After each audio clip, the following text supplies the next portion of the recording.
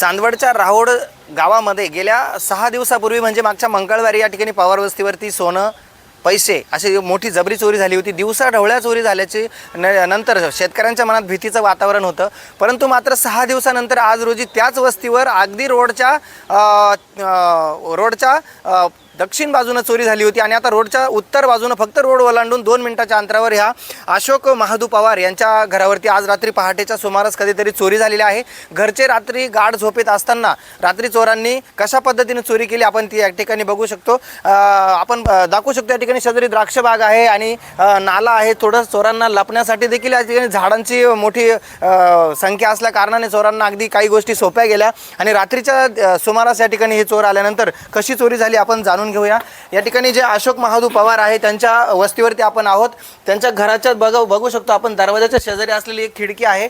त्या खिडकीला मच्छरदाणीची जाळी असताना या ठिकाणी ती उभी फाडलेली आहे आणि जाळी फाडून आतमध्ये हात किंवा काहीतरी हत्यार टाकून आतून दरवाजा उघडून आणि या ठिकाणी चोरी झालेली आहे। चोरीमध्ये काय काय चोरी गेलं आपण यांच्याशी बोलणार आहोत। आपले अशोक महादू पवार म्हणून आहेत त्यांच्याशी आपण संपर्क साधणार आहोत।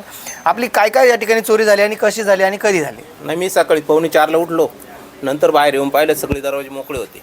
नंतर मग मध्ये जाऊन ज्यांना उठवलं ते उठत नव्हते मंडळींनी। कोणाला? हां, मंडळींनी त्यांना। मग ती बाहेर आल्यानंतर तिने बघितली ही बॅग इथं पडलेली दिसली, म्हणजे माझी बॅग बाहेर कशी काय आली। मग तिने ती बॅग चेक केली, त्याच्यात तिचे ते वेल बिल होते काही 5-6 तोळेचे आणि मग किती 5 ग्रॅमचे 5 ग्रॅम आणि पैसे होते 7-8-10 हजार रुपये तिचेवाले।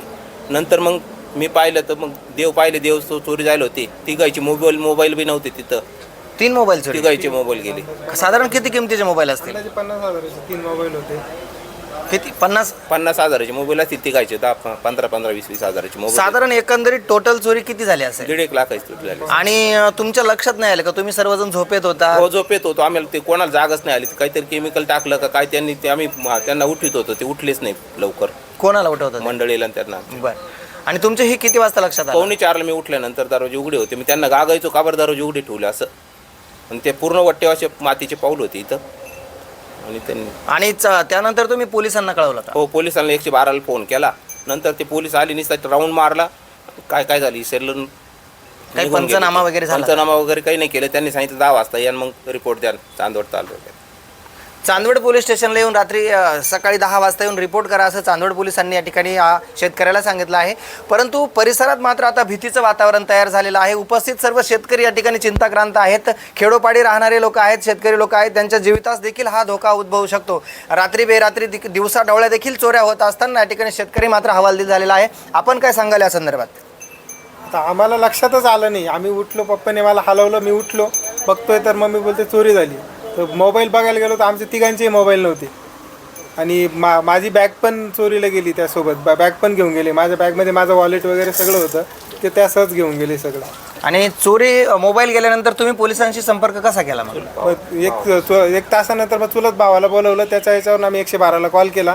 पोलिसांचा राऊंड आला, पण मग त्यांनी काही शहानिशा फक्त बघितलं, हा काय गेलं विचारलं आणि गेले निघून। ते द्या आणि 10 वाजता या, बघू आपण त्यावेळेस कंप्लेंट करा आणि साहेब येतील। आणि त्यांनी काही लिहून घेतलं नाही, काही विचारपूस जास्त काही केली नाही।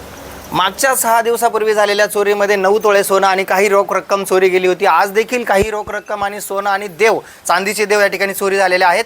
चांदवड पोलिसांसमोर मागील चोरीचं आवाहन असताना आता देखील दुसरं आवाहन देखील उभं राहिलेलं आहे आणि आता चांदवड पोलीस या ठिकाणी कसाच तपास लावतील हे देखील या घटनेमागे बघणं महत्त्वाचं ठरणार आहे। तत्पूर्वी आपण थांबूया। प्रबंधभूमी महाराष्ट्र न्यूजसाठी मी विभागीय संपादक राम बोरसे, चांदवड।